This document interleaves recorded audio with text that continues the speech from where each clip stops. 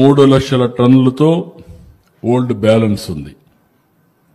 దాంతో కలిపి ఇప్పటికి 6,65,000 మెట్రిక్ టన్నులు యూరియా అందుబాటులో పెట్టాం.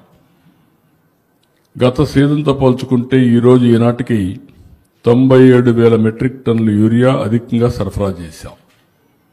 రైతులకు ఈ మొత్తం యూరియా కూడా చేరింది. ఈరోజు 4,900 రైతు సేవా సంఘాలు, 1890 పిఎస్ఎస్లు, 8,150 ప్రైవేట్ డీలర్ల వద్ద 70,000 మెట్రిక్ టన్నులు ఇంకా యూరియా ఉంది. అంటే తీసుకున్న మిగిలిన 94,000లో ఆ అకౌంట్స్లో కొద్దిగా ముందు తీసుకుంటున్నా, అవన్నీ అడ్జస్ట్ చేసినా కూడా 70,000 ఉంది. లాస్ట్ 10 డేస్లో దగ్గర 28,000 సప్లై చేశాం. రాబోయే 10 రోజుల్లో 30,000 టన్నులు మళ్ళా అందుబాటులోకి వస్తుంది.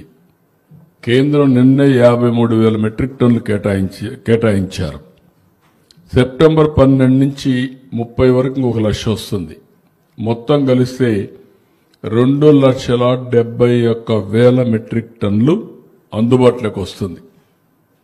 2,71,000 మెట్రిక్ టన్నులు అందుబాటులోకి వస్తుంది.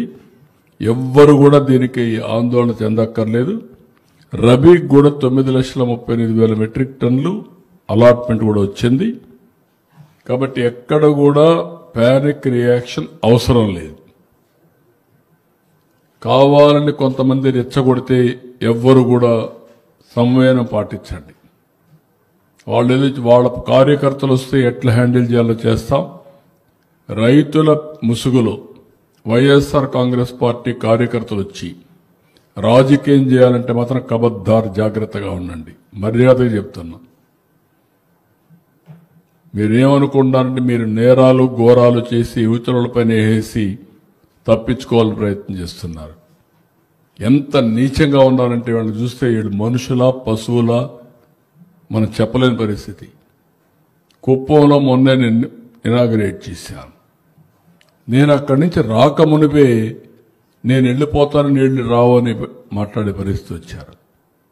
ఒక పంపు 3 గంటలు టెక్నికల్ ప్రాబ్లం వచ్చింది. ఇమ్మీడియట్గా పంపుని రీప్లేస్ చేశారు. ఇప్పుడు కూడా పెడుతున్నారు. కాలువలు ఎండిపోయినాయి, నీళ్లు రావడం లేదు, మోసం చేశారని. అంటే ఏమనుకుంటున్నారు మీరు? సోషల్ మీడియా ఉందని మీ ఇష్టానుసారంగా వాగితే మీ సమాధానం ఇవ్వాలన్నిటికీ. అలాంటి వాళ్ళని ఏం చేయాలనో పగడ్బందీగా ఆలోచిస్తాం. వాస్తవాలు రాసే వాళ్ళని వాళ్ళు ఏదైనా రాస్తే తప్పుంటే కరెక్ట్ చేసుకుంటాం. తప్పుడు వార్తలు రాస్తే మాత్రం కబద్దార్ జాగ్రత్తగా ఉండండి. ప్రతిపక్షంగా కానీ ప్రజలు కానీ ప్రభుత్వాన్ని ప్రశ్నించడానికి వీల్లేదు. ప్రభుత్వం తాలూకు తప్పిదాలని వారి దృష్టికి తీసుకురావడానికి వీల్లేదు. ఎవరు క్వశ్చన్ చేయడానికి వీల్లేదు. ఎవరు వారి బాధలు చెప్పుకోవడానికి వీల్లేదు. ఎవరన్నా ఏదన్నా చెప్తేనేమో వాళ్ళ మీద ఎదురుదాడి చేసేటువంటి కార్యక్రమం. ఈరోజు గ్రామాల్లో ఉన్నారు. ప్రతి గ్రామంలో చిన్నకారు రైతు ఉన్నాడు, సన్నకారు రైతులు ఉన్నారు, ఉన్నటువంటి కాస్త భూమి ఉన్నటువంటి రైతు ఉన్నాడు, 6 ఎకరం సాగు చేసుకున్నటువంటి వారు ఉన్నారు, ఎకరం సాగు చేసుకున్నటువంటి వారు ఉన్నారు, 2 ఎకరాలు సాగు చేసుకున్నటువంటి వారు ఉన్నారు, 5 ఎకరాలు సాగు ఎవరు వెళ్ళినా బస్తా ఎరువులే. 6 ఎకరం కోసం వెళ్ళినా బస్తాయే, 5 ఎకరాలు ఉన్నోడు వెళ్ళినా బస్తాయే, 2 ఎకరాలు ఉన్నోడు వెళ్ళినా బస్తాయి, 10 ఎకరాలు ఉన్నోడు వెళ్ళినా బస్తాయే. సహజంగా నాకున్నటువంటి అవగాహన మేరకు ఎకరా వరి పండించేటువంటి దానికి దగ్గర 75 కేజీలు యూరియా రిక్వైర్మెంట్ ఉంది. అంటే దగ్గర బస్తున్నారు అంటే 2 ఎకరాలకి 3 బస్తాలు రిక్వైర్మెంట్. బయట మార్కెట్లో గవర్నమెంట్ అందించేటువంటిది సహజంగా 270 రూపాయలకి ఓ బస్తా 270 రూపాయలు చెప్పిన అమ్మేటువంటిది సహజంగా అది గవర్నమెంట్ రేటు. సరే ఎక్కడ పడతామని చెప్పి బయటకు వెళ్తే 470, 480 రూపాయలు బ్లాక్. అంటే డబల్. మళ్ళీ బయటికి వెళ్ళి అక్కడ దొరుకుతుందో లేదో తెలియదు. రోజువారీ కూలి 500 రూపాయలు మానుకొని మళ్ళీ దీనికోసం వెళ్లాల్సినటువంటి పరిస్థితులు. ప్రభుత్వం మాత్రం ఏం చెప్తుందో వచ్చిన వెంటనే వారు అధికారంలోకి రాగానే చెప్పింది ఏంటంటే, పూర్వం ఏంటంటే సొసైటీల దగ్గర 50% ఉండేది, ప్రైవేట్ మార్కెట్లో 50% ఎరువులు దొరికేవి.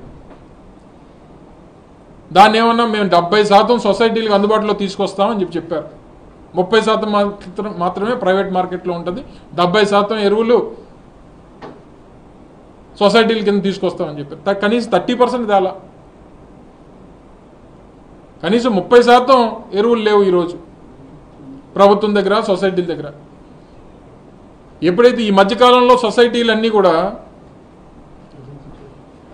రీసెంట్గా నామినేట్ చేశారు సొసైటీలను, 3 మెన్ కమిటీస్ అన్నీ కూడా.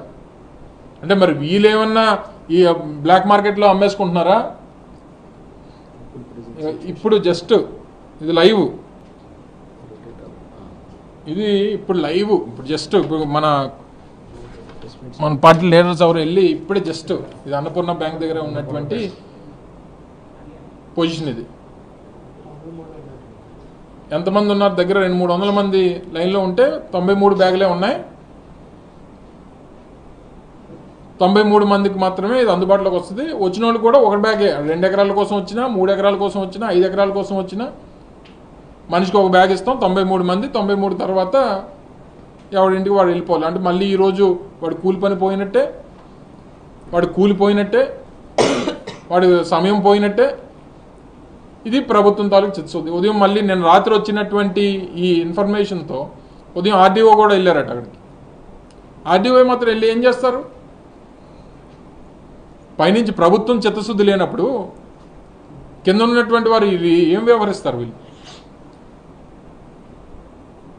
గతంలో రైతు గురించి, రైతు పడుతున్నటువంటి ఇబ్బందుల గురించి, వారికి ఏ అవసరం ఉన్నాయి, అవసరాలు ఏంటి అనేటువంటిది ప్రతి సీజన్లో ప్రభుత్వం తాలూకా విధానం అది. వాళ్ళు ప్రొక్యూర్ చేసుకోవాలి, వాళ్ళు ఇన్ఫర్మేషన్ గ్యాదర్ చేసుకోవాలి, వచ్చినటువంటి ఇన్ఫర్మేషన్ ప్రకారం ప్రొక్యూర్మెంట్ చేసుకోవాలి. ప్రొక్యూర్మెంట్ చేసుకున్నటువంటి దాని ప్రకారం ప్రజలకి అందుబాటులోకి తీసుకొని రావాలి. వారు ఇబ్బంది పడకుండా చూసుకోవాలి. రేపు సీజన్ అయిపోయిన తర్వాత నువ్వు ఇస్తే ఏంటి, ఇవ్వకపోతేంటి? రేపు సీజన్ అయిపోయిన తర్వాత నేను డిసెంబర్లో ఇస్తాను, నవంబర్లో ఇస్తానంటే అప్పుడు ఉపయోగం లేదు కదా రైతులకి. వాళ్ళకి రావాల్సినటువంటి దిగుబడి రాదు కదా పంటకి. అన్ని రకాలుగా నష్టపోయేటువంటి పరిస్థితి ఉంటే మీ సంగతి ఏం చేస్తాను? బొక్కలో వేసేస్తాను అన్నాడు ముఖ్యమంత్రి. మాట్లాడాల్సిన మాటలు అవి.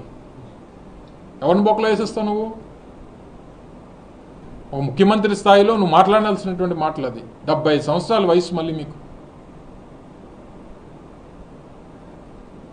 ఏమనంటే దేశంలోనే నా అంత సీనియర్ నాయకులు లేడు, నాకంట పోటుగాళ్ళు లేడని చెప్తారు మీరు. మరి ఇదేనా మీ మీ మీ తాలూకా సీనియారిటీ అంతనా?